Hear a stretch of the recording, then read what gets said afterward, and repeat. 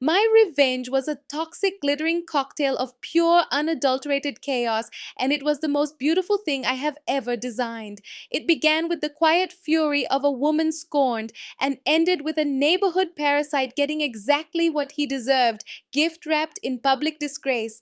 This is the story of how I dealt with the man who thought my front porch was his personal Amazon fulfillment center. For the better part of a year, my life followed a frustrating rhythm. It always started with that little buzz in my pocket, the email notification from a shipping company with a subject line full of promise. Great news, your delivery has arrived. I'm a graphic designer, so I spend my days staring at screens, and all day I'd be thinking about what was waiting for me. The new Wacom tablet I needed for a big project, the Le Creuset Dutch oven I'd been saving for, the anniversary gift for my parents I had so carefully selected. I'd drive home through the suburbs of Denver, that little flutter of excitement in my chest, only to pull into my driveway and be greeted by a profound and infuriating nothingness. My porch completely bare, the welcome mat looking back at me as if to say, "What package?" At first, I did what anyone would do. I blamed the anonymous villains of modern life, porch pirates. It's a sad reality of our times. I'd let out a heavy sigh, navigate the labyrinth of online customer service, get my refund, and place the order again.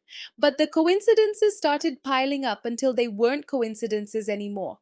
It was a pattern, calculated and precise. Small, lightweight mailers, like the book I ordered or a bag of specialty coffee beans, were always left untouched. But anything with heft, anything that came in a cardboard box that screamed value, would simply evaporate. My annoyance slowly festered into a creeping paranoia. I started making calls, my voice strained with a barely concealed anger. "Can you please confirm the GPS coordinates for your driver's delivery to 788 Juniper Lane?" I'd ask, trying to sound reasonable. Each time, a patient but weary customer service agent would confirm it. Yes, the package was delivered to your exact address. They'd even email me the proof of delivery photo, a crystal clear shot of my box sitting right there on my porch, timestamped just hours before. The evidence said it was there, but my eyes told me it was gone. It felt like I was being haunted by the ghosts of packages past. The sense of violation was the worst part. This wasn't random, it felt personal. Was someone monitoring my home? Did they know my work schedule, the 8 hours a day my house sat empty? I felt a deep sense of unease, and my simmering frustration was threatening to boil over. It was time for an experiment. I ordered the two most boring things I could think of: a 3 pack of legal pads and a box of paper clips. I feigned a migraine and worked from home, parking myself in the living room with a perfect view of the porch. I watched the delivery driver drop the small flat envelope, and for the next 7 hours I watched it sit there, completely ignored. A leaf blew past it, a neighbor's cat gave it a curious sniff, and moved on. The next week I ordered a new high-end gaming monitor. I received the delivery notification at 2:15 in the afternoon. When I arrived home at 6, my porch was predictably empty. And that's when my suspicion, which had been a vague, nebulous cloud, sharpened into a laser beam pointed directly across the street at Arthur. Arthur lived in the faded blue, split level house directly opposite mine. He was a man in his late 50s who seemed to have no discernible job or hobbies other than sitting. His daily routine was a slow, deliberate shuffle from some unseen interior room to a dilapidated rocking chair on his porch.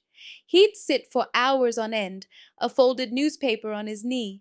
But his gaze was never on the news. His eyes were constantly scanning, taking in the entire neighborhood's comings and goings. The mail truck, the kids riding their bikes, Mrs. Gable walking her terrier. Arthur was the block's silent, self-appointed sentinel. He was a presence you felt more than you saw. Our only interactions were these clipped, dismissive nods as I left for work. And the one undeniable constant was this: on every single day, a valuable package of mine had disappeared. Arthur had been sitting on his porch, watching. But I was a designer. I work with proofs, with color codes, with demonstrable facts. A gut feeling wasn't enough. I needed concrete, undeniable evidence. I drove to the nearest electronics store and bought a smart doorbell camera. It wasn't the most expensive model, but it had a high definition, motion activated lens that sent alerts straight to my phone. I installed it that evening, carefully angling it to capture my entire porch and a wide swath of the street in front of it. The trap was now set. All I had to do was wait for the rat. I didn't have to wait long.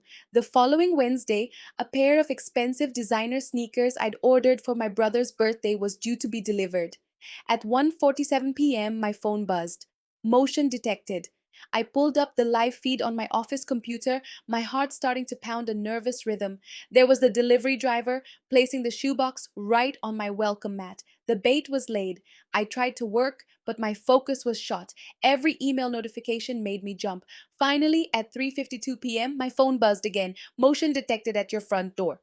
My hand was shaking as I opened the notification, and there he was, Arthur. The video was stunningly clear. He emerged from his house with a comical sort of stealth, his head snapping left and right like a cartoon spy. He scurried across the quiet street, his eyes wide and shifty. He walked directly onto my property, up my walkway, bent down and snatched the box. He tucked it under his arm, and then, with a bizarre air of total calm, he strolled back to his own house and disappeared inside, not even bothering to look back. The rage that surged through me was a physical thing. It was hot and sharp. Every moment of frustration, every dollar lost, every minute spent on the phone with customer service, all of it coalesced into a singular focus. That man, that smug, silent leech who had been systematically stealing from me for months. I didn't even log off my computer. I just told my manager I had a family emergency, grabbed my bag, and all but ran to my car. I'm fairly certain I violated the speed limit on the drive home. I pulled into my driveway, marched across the street with a sense of purpose that felt electric, and hammered on his front door. A moment later, the door swung open to reveal Arthur, wearing the same grubby t shirt he had on in the video. He had the gall to look irritated as if I were the one bothering him. What do you want? He grumbled. I took a breath, forcing down the scream that was building in my throat. Arthur, I said, my voice dangerously calm, I have a new doorbell camera. I have a high definition video of you from 20 minutes ago, walking onto my porch and stealing my package. Give me back my sneakers and we can just forget this ever happened. He blinked, and for a second, his face was a blank canvas. Then he painted on an expression of performative confusion. He actually frowned. Package? I don't know what you're talking about. You must be mistaken. I just stared at him, staggered by the audacity. I pulled out my phone, queued up the video, and held it right in front of his face. I saw the color drain from his cheeks as he watched himself commit the crime. I saw the flash of pure animal panic in his eyes, but just as quickly it was gone, replaced by a smarmy, dismissive smirk. He let out a dry little chuckle. That's pretty good video editing software you got there. That's not me. He was denying it. He was looking at a video of his own face on my porch and lying. For a split second, I had a vision of myself grabbing the front of his shirt, but I knew that would only make things worse for me. So I took a step back, pulled my phone back out, and dialed 911. When the two police officers arrived, I explained the situation as calmly as I could. I showed them the video. They were polite, they were understanding, and ultimately, they were completely useless. They went and spoke to Arthur, who stood on his porch with his arms crossed, repeating his ridiculous denial. They came back to me and explained the situation with an air of weary resignation. Without a search warrant, they couldn't enter his house. And one of them added with an apologetic shrug, no judge was going to issue a warrant for a $200 pair of sneakers. The entire time they were explaining this to me, Arthur just stood there across the street, watching, that infuriating, triumphant smirk plastered all over his face. I was seething. The system, the very framework of law and order that was supposed to protect people like me, had utterly failed. I had clear, irrefutable proof of a crime, and this weasel was going to get away with it, smirking at me from 50 feet away. It was right there in that moment, standing on my own lawn as the police car drove off, that a cold, crystalline clarity descended upon me. If the law wouldn't provide justice, then I would have to design it myself. My revenge couldn't just be about getting even. It had to be a statement. It had to be a monument to his own greed. The bait had to be something he would find utterly irresistible, and the trap had to be so perfectly constructed that he would regret the day he ever learned my address. The blueprint for his total humiliation began to take shape in my mind. First, the vessel. I went to a shipping store and bought their largest, most impressive looking box, the kind used for a giant television or expensive electronics. I spent an evening online designing and printing fake shipping labels and packing slips for a top of the line surround sound audio system, a brand that audiophiles would kill for. I wanted him to think he had just hit the jackpot. But the true artistry was what I designed to go inside. This was my magnum opus. I began with a foundation of pure, unadulterated stench. I collected a week's worth of kitchen scraps, rotting shrimp peels, old fish skins, and vegetable ends, and sealed them in a plastic bag with a carton of sour milk. I left this delightful concoction to bake on my back patio in the hot August sun for 2 days. To this fragrant base, I added a generous scoop of used kitty litter from my cat's litter box. But the real showstoppers, the elements that would elevate this from a prank to a masterpiece, were the final two ingredients. First, a jumbo sized bottle of deer urine, the kind hunters use as a powerful lure. The smell alone was enough to make your eyes water. And for the pièce de résistance, the ingredient that would ensure his suffering was long lasting and pervasive, 4 pounds of the finest, most insidious glitter I could find. This wasn't the chunky craft glitter for children, this was ultra fine. 008 gauge holographic gold glitter. It's a craft supply known in some circles as the herpes of the art world. It gets into everything: your clothes, your carpet, the cracks in your floorboards, your very pores. It never, ever leaves. I engineered the payload delivery system with meticulous precision. I placed the bag of filth and glitter into a second, more fragile bag inside the box. I then rigged the box's inner flaps with string in such a way that pulling them open would create immediate, overwhelming tension on the inner bag, causing it to rupture and explosively discharge its contents. I sealed the box with heavy duty tape, applied my counterfeit labels, and placed my Trojan horse on the porch. Then I went inside, poured a generous glass of Pinot Noir, opened the doorbell camera feed on my laptop, and waited. The wait was surprisingly short. Less than an hour after I'd set the stage, I saw Arthur's front door edge open. He'd been watching. He did his usual paranoid scan of the street, then scurried over to my porch. I could practically see the greed shimmering in his eyes on the camera feed. He bent down, grunting as he lifted the heavy box, a disgusting, self-satisfied smile on his face. He looked like a goblin who had just stumbled upon a king's treasure. He struggled with its weight for a moment, then hoisted it up and half ran, half waddled back across the street and into the dark moor of his house. I leaned forward, my eyes glued to my laptop screen, my heart hammering against my ribs. I couldn't see inside his house, but I didn't need to. Through my slightly open living room window, I heard the muffled sound of packing tape being ripped, followed by a beat of perfect silence, and then a blood-curdling, guttural scream of pure, gagging revulsion echoed across the street. It was a sound I will replay in my memory and cherish forever. It was followed by a symphony of wet, violent retching, coughing, and a string of curse words that was truly impressive in its creativity. Seconds later, his front door flew open and Arthur stumbled out onto his front lawn, clawing at his face and clothes. He looked like a disco ball that had been violently ill. He was covered from head to toe in a shimmering, nightmarish coating of gold glitter. Clumps of wet cat litter and rotting food were matted in his hair and stuck to his shirt. He was heaving and gagging, desperately trying to wipe the shimmering plague off himself, which only served to grind it deeper into his skin and clothes. The smell hit me even from across the street. It was a physical presence, a foul wave of decay and ammonia so powerful it made my own eyes water.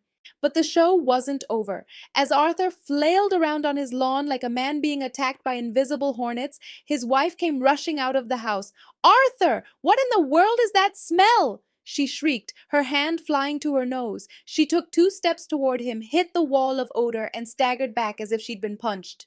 The commotion was a beacon for the rest of the neighborhood. Porch lights flicked on, curtains were pulled back. A small audience was gathering. Mr. Henderson from a few doors down yelled out, "Everything okay over there, Arthur?"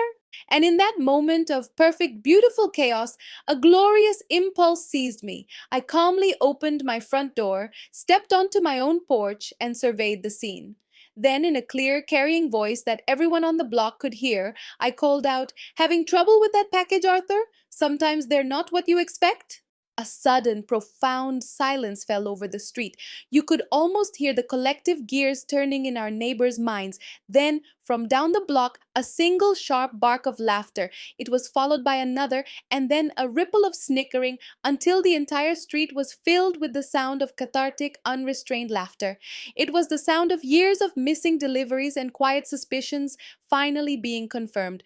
Arthur, the package thief, the neighborhood creep, stood frozen in the middle of his lawn, a stinking, glittering pariah, as the very community he'd been preying upon pointed and laughed at him. The public humiliation was just the start. The glitter, as intended, was a relentless curse. For weeks you could see him faintly shimmering in the sunlight, a sad, sparkly ghost of a man. The smell was even worse. It had saturated his house, his car, his clothes.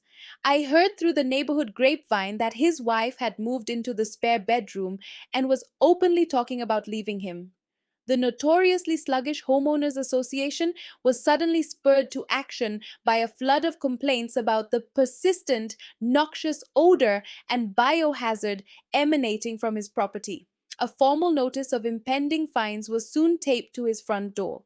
But I knew men like Arthur. Humiliation and a bad smell might not be enough. He needed one final, definitive push to complete his downfall. I had one more weapon in my arsenal, one that would make his private shame a permanent public record. I spent the next evening not designing logos, but designing his final ruin. I compiled a video montage, a highlight reel of his thieving career. I gathered every clip my camera had caught: Arthur stealing my sneakers, Arthur stealing my gaming monitor, Arthur stealing a cookware set from the week before.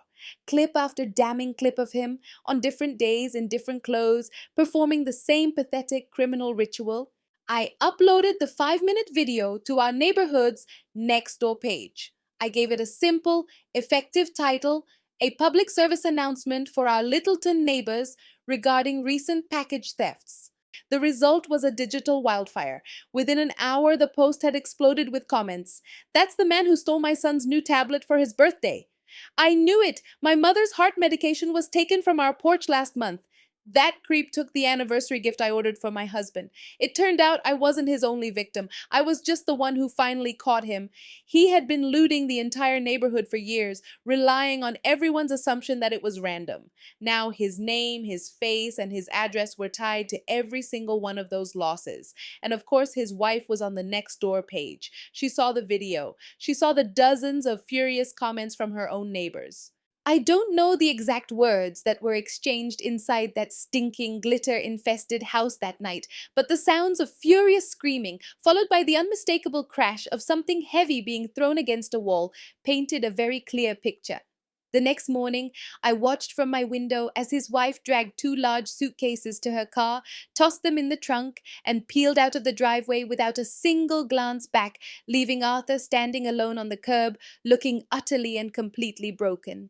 The final nail was delivered a few days later by a man in a business suit. It turned out Arthur was just a renter. The homeowner, who lived in another state, had been bombarded with calls from the HOA, furious emails from neighbors, and had finally been sent the link to the video of his tenant's exploits. The permanent, foul smelling, glitter infused damage to his property was the last straw. A week later, a formal eviction notice was taped to Arthur's front door. I watched over the next 2 weeks as he sullenly packed his life into boxes. He moved slowly, his shoulders slumped, his face still occasionally catching the light with the faint, ghostly shimmer of gold. He never once looked in my direction. The day the moving truck finally pulled away, a visible sense of relief settled over the neighborhood.